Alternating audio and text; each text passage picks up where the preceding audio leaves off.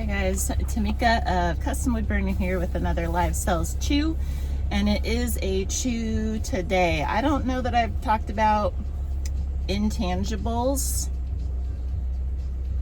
which is the topic today, but I think it's worth chewing on because the thing with live sales, intangibles meaning like items that aren't physical, as if to say the things that we are actually selling in our live shows. So people are buying the physical products, yes.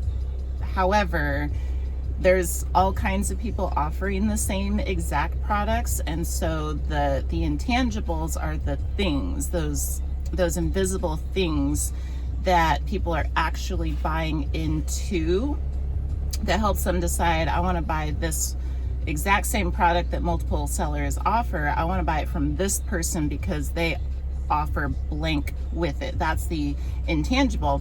And I think live sales, these are extra important, and we're just starting to acclimate and really work them into our business model because this is unique to live sales. In other words, like traditional e-commerce, the eBays and the Etsy's and other marketplaces, Craigslist, they are primarily static listing platforms, and so the photos, the products themselves, the photos, the products are in competition with each other, right? The photos, the descriptions, the keywords and this kind of stuff. Yeah, sellers have their ratings and stuff that one might look at, and reviews and this kind of thing. But primarily the seller is hidden behind these static listing platforms. So the static listing platforms, the products are front stage. These are front and center.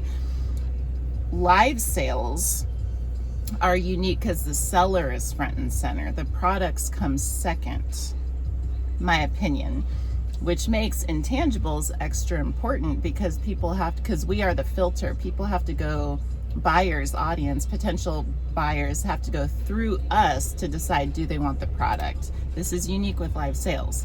So I feel like it's worth a chew. So here's the offer.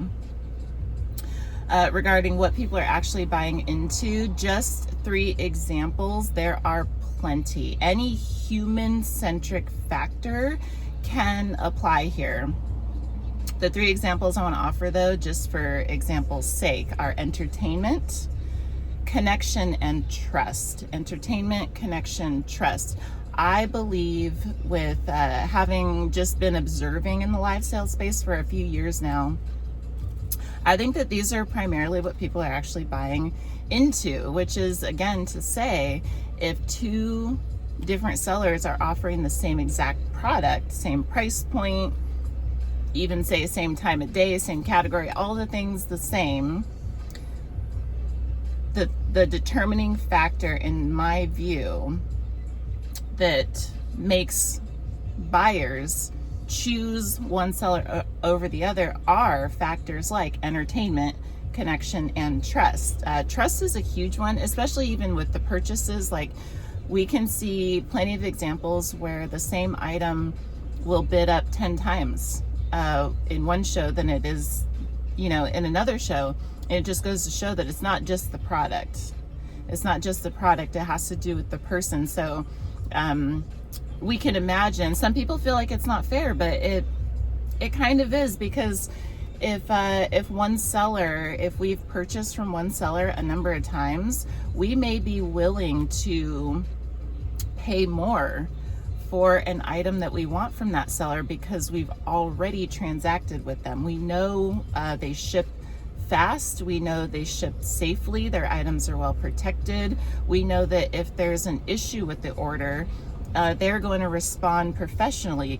And so we're not just buying the product. We're not just paying for the product. We're paying for the trust. We're paying for the extra. We may pay extra and choose to purchase for that extra connection. There are some folks that we're friends with, for sure. That happens in live sales space. It's social selling. Okay, fine. But connection matters. So if we there's all different kind of personalities. Online sales are as diverse as the general population, right? There are some folks that we simply connect with more than others. There are some folks we go into their show and we're just like, yeah, not relatable. It's fine. Like, I like the products, but I can't sit here for an hour with this type of seller because I just don't relate to them. There's no connection, right? People are willing to pay when the connection is there, right? You enjoy it more. You want to support. You choose to support and put your money behind sellers that you like what they stand for. You resonate on certain values or things. The connection is there, right? They speak to you differently than other sellers. And if your personalities jive, like, that'll convert you. You'll buy into that, right? You'll be like, yeah, I'm gonna put my money here. Entertainment is an easy one, and this is probably the biggest one that people coming from traditional online sales have to embrace and adapt to, because if we can't entertain, we can't hold a room long enough to get the sales, which we've talked about before. So I won't dwell on the entertainment factor by itself, but it just is worth bringing up on this list for intangibles because it matters. Point blank, it just matters. Folks that are live sellers that are good or at least practicing like storytelling, incorporating like humor into their shows, just the positive attitude and vibe by itself can do a lot. But the pace, like keeping the show moving, right? Like if you sit through a show and you're just bored, or there's just no, like, you're just like, it's just, they're not created equal. So if you click into another show, two sellers are selling the same thing, but one's just running the items. They got like a RBF, face going on or something. And then you go into the other show, the neighboring show, and they're like dancing and singing or whatever it is. I'm not saying people have to show out, but there's something entertaining. It could be like ASMR. It doesn't matter what it is, as long as it's authentic, I would say. But the entertainment matters because you're in different moods for different stuff, and if it jives with what you're into, you may just tune in there. Just like TV, I'll put it like that. Just like TV, people tune in to live sales and whatnot because there's no commercials. Let's just acknowledge that, right? There's no commercials. So even if you're not buying, you can tune in just for the entertainment.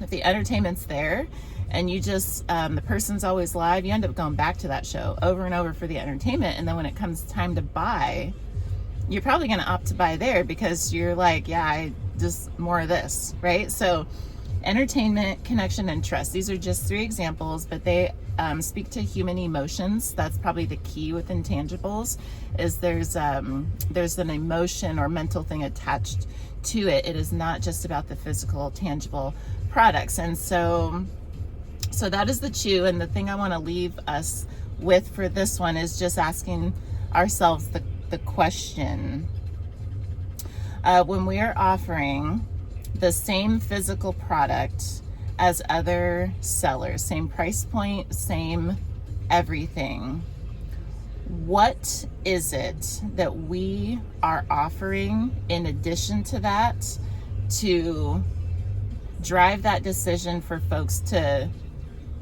tip in our favor and make that purchase from us? So if it's not products aside, right? If all things for the products are exactly the same, what is left on the table that our audience may be buying into? That is our intangible. And I think it's important to just brainstorm a little bit and just chew on this a little bit, because if we can, I believe, if we can properly identify even just one, we can have multiple, but even just one intangible that we naturally offer, right? Authentically, naturally offer, then we can double down on it. But otherwise there's a missed opportunity on the table, as far as I can see. And this is one of those things that changes our lens, right? Once we see it, we can't unsee it. And there's some shows that you're like, oh man, if you recognize that was your thing, that's what people are actually buying into, then you would incorporate that in every single show. I'm talking like literally in the business model, make it a point. Open your show with it, close your show with it. If you're motivational, if you're inspirational, whatever it is that you offer that people love and come back to you for, if you can recognize what that is, and if you're not sure, ask your audience, right? Ask your audience, they'll tell you, right? But determining and identifying what that is, I think, can make a huge difference in retention and sales, right? Because clear lens, it just makes a difference. And so that's the chew. That's the chew today. Intangibles. What are we offering besides the physical products? And can we double down on it for the win? Okay, so let's cap this here, about 10 minutes. So I would like to thank you for watching. If you found this valuable, please let me know by giving this video a thumbs up. And otherwise, happy live selling in the meantime, but I hope to see you tomorrow and all the days after. We're going to be back talking about more live sales things. And if you have a topic request or thought, please don't be shy. DM at Custom Wood Burning on Whatnot, or Instagram, I suppose, customwoodburning_crow, or leave something in the comments. I will read them, and we'll keep the conversation going. Yeah, so happy life selling in the meantime, and I'll see you next time. Bye-bye.